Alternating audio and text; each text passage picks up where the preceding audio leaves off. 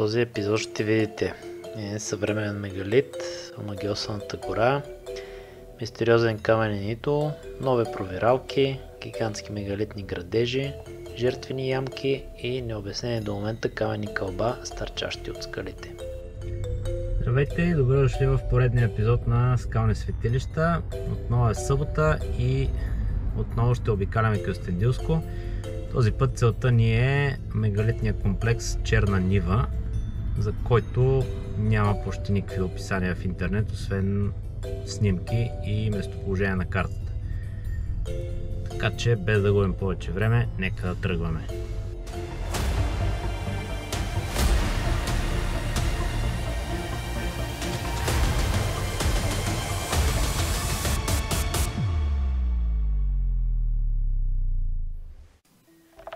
Започваме този епизод с нещо на пръв поглед необичайно, но пътят ни така или иначе минаваше точно под него, така че решихме да се отбием за малко. Въпреки че е отдалечено хиляди години от мегалитните паметници, които посещавам, това творение на човека веднага ми напомня за тях. Изглежда странно, заложени са му неясни функции и идеологията зад него е неразбираема за повечето хора. Става дума за партизанския паметник Пламък, който се намира на върх полувраг близо до Дупница по пътя за Кюстендил.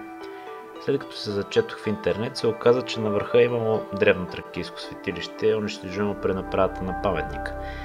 Значи не съм се излъгал съвсем в преценката си. Мястото заслужава да влезе в този епизод и по още една причина. Иначе, дори външно, бетонният пламък има сходство с мегалитните структури. Големи плоскости, насочени към небесата, стъпени на относително малки подпори, организирани в група от 3 и с издълбавания по повърхността си. Но стига толкова за съвременните бетонни имитации. Тръгнали сме към нещо много по-истинско. Мегалитният комплекс Черна Нива до село Блато е доста мистериозен, а информацията за него оскъдна. Дори локацията на картата е по-скоро приблизителна. Едно пинче сред гората. Няма пътване, нито пътеписи от други ентусиасти. Дори минаването в режим сателитни снимки не помага особено. Решаваме да атакуваме от северозапад, защото изглежда близо до пътя. Паркираме колата в една отбивка и започваме мъчително провиране през хръсталаците в търсене на нашата цел. Цялата гора е нападната от лишии, които плътно покриват клоните на храстите и дърветата. Дори само заради тази гледка се струва да се поизпътим по холма. Гората изглежда като омагьосана. Има някакви наченки на пътеки, но те ту се губят, ту се разклоняват и в общи линии вървим по интуиция. В един момент обаче се разубеждаваме, че пътят е от тук и решаваме да отидем до съседното село Блато и да пробваме оттам. Да питаме някой местен за посоката или дори да потърсим указателна табела. В селото не намираме нито един от двата източника на информация. По улиците няма жив човек, така че се връщаме в посока пътя за Кюстендил и решаваме, че ще хванем някои от черните пътища, които се виждат на сателитните снимки и водят горе-долу в посока самотното пинче в гората. Това се оказва добра стратегия и дори успяваме да заснемем кадри с дрона от придвижването ни по прашните пътища.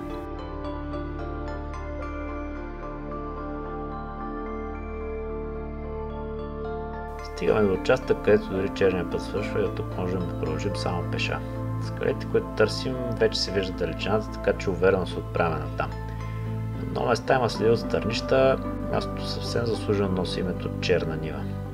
Следва странно спускане през широколистна гора, пресичане на дере на малка рекичка и след кратко изкачване сме при първата скала, която видяхме отдалеч. Първото нещо, което забелязва човек е главата и окото на скалния идол. Цялата скала е покрита с кръгли ниши, а на места има издълбани в камъка полусфери, които вероятно са проява на култ към Слънцето, но не приличат особено на по-разпространените в различни части на страната соларни кръгове, които са по-скоро вдлъбнати, а не изпъкнали като тези. Бърз поглед с дрон отгоре разкрият, че окото, което се вижда отдолу, е всъщност отвор за изтичане на ритуалните течности и изливане в жертвената ямка на върха на скалата. В съседство е разположен друг скален блок, който съчетава в себе си три тунела на различни нива. Два от тях са постигнати чрез поставяне на хоризонтален каменен блок между две близки скали, а третия се образува от допирането на два от огромните вертикални каменни късове. И тук има ритуални ямки.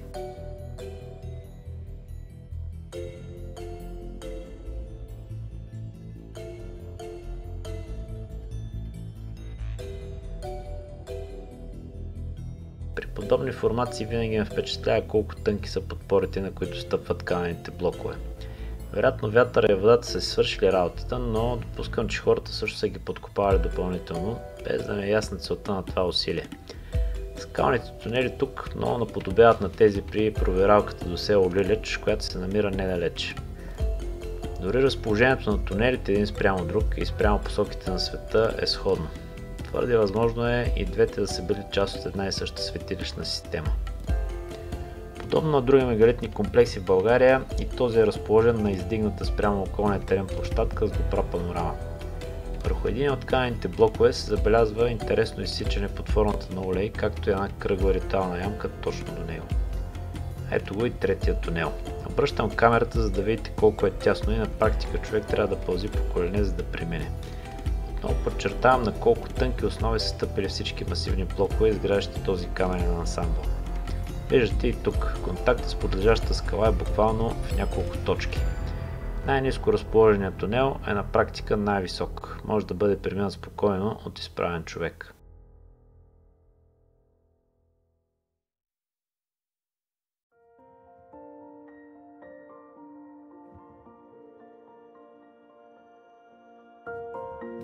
И тук каменният блок е стъпил на няколко малки опорни точки.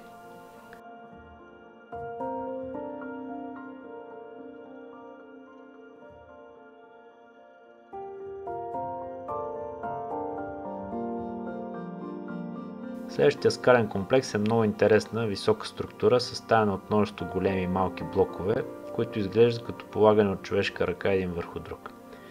Виждате колко гладки основи имат някои от тях и как са подредени един спрямо друг.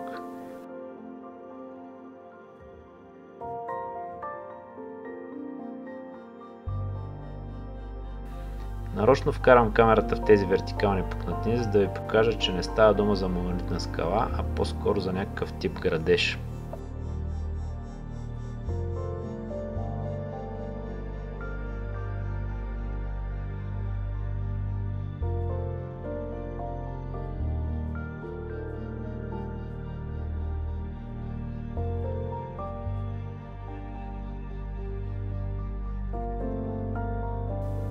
Ето например тази скала, която е най-ниско долу в структурата и е отделена от намиращия се над нея скален блок. Не изключвам възможността пространството между двете да е вторично издълбано, но това съставлява не по-малко усилие от труда, който биха вложили създателите на това място, за да сложат каменните блокове един върху друг.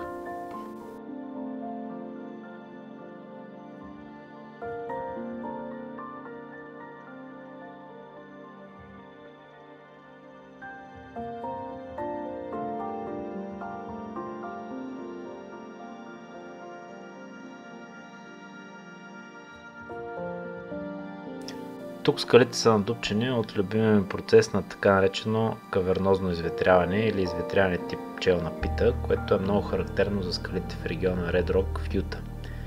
Ето няколко снимки на подобно оформени скали от огнената долина, а повече материали по темата можете да намерите в сайта, линки в описанието към видеото.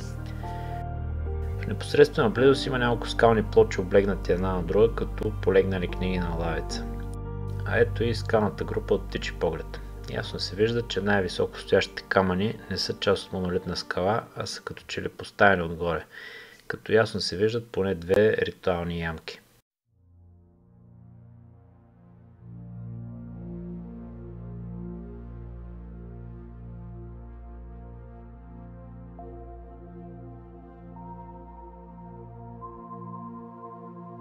Разглеждам и други скални групи в района, но някои от тях отидох лично, на други попаднах с дрона, докато летях опознавателно из местността.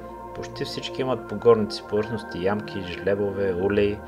Много е трудно да се прецени кое е правено от човек и кое е от въздействието на слънцето, вятъра и водата.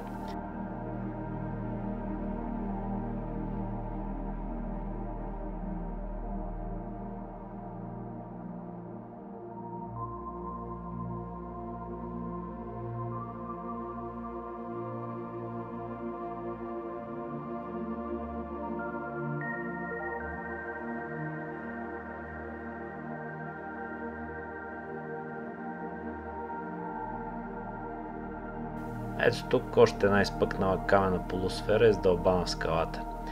както и няколко доста правилни по форма сферични жертвени ямки. За тях нямам никакво колебание, че са издълбани от човешка ръка.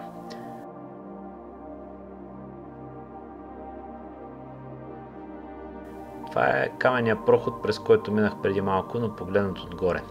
Всичко е много обрасло и човек трудно може да си представи връзката между отделните каменни комплекси, но съм сигурен, че има такава и че цялото място е едно много голямо по размери каменно светилище с различни елементи, които някога са били обединени в обща структура. Продължавам с обиколката си в гората и откривам 2-3 доста големи по размер и с ясно обособени ръбове ритуални ямки. Някои скали има изключително правилни по форма овални отвори, но противно на очакванията ви, смятам, че те по-скоро са с естествен произход, а не са правени от хора. Просто тук отново има явни признаци на кавернозно изветряване на скалите, а то образува такива много характерни перфорации.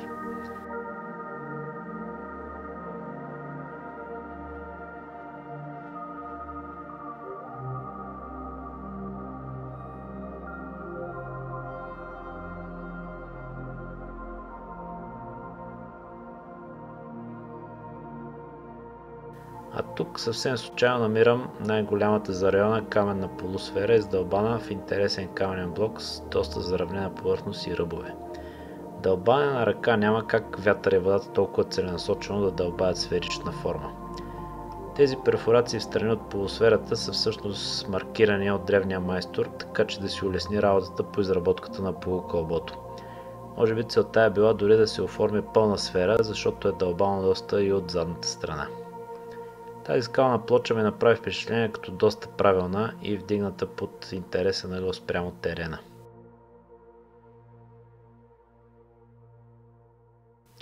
А тук намираме поредните доста големи и дълбоки ритуални ямки, които дори могат да минат в категорията шарапани, защото са доста големи и като че ли имат улей за изтичане. Още една скална плоча, изкуствено вдигната спрямо околния терен и подпряна с камък. И завършвам с една много добре оформена полусфера. Както виждате, районът на мегалитния комплекс е голям, изобщо не е проучен и има страшно много артефакти. За краткото време, което прекарах там и обикаляйки по-скоро на случайен принцип, съм сигурен, че съм видял по-малко от 20% от всичко, което се заслужава да се види. Тръгваме обратно по прашните пътища и съм по-скоро песимист, че официалната археология в България някога ще намери време и желание да проучи мегалитния обект Черна нива. Да, трудно достъпен е, вероятно никога няма да се превърне в еквивалент на Перперикон или Татул, но смятам, че е достатъчно интересен, за да се организират поне 2-3 експедиции, които да го опишат, картографират, измерят и заснемат. Ако имате възможност и не ви плашат трънаците, посетете мястото и разгледайте каквото можете. Качвам собствената си лъкатушата разходка из Хръсталака. Може да си я свалите от сайта, за да видите поне обектите, които съм заснел в този епизод. Надявам се да ви е било интересно и до нови срещи! Ако това видео ви е харесало, не забравяйте да се абонирате за канала, да си активирате нотификацията за нови клипове и да дадете един лайк.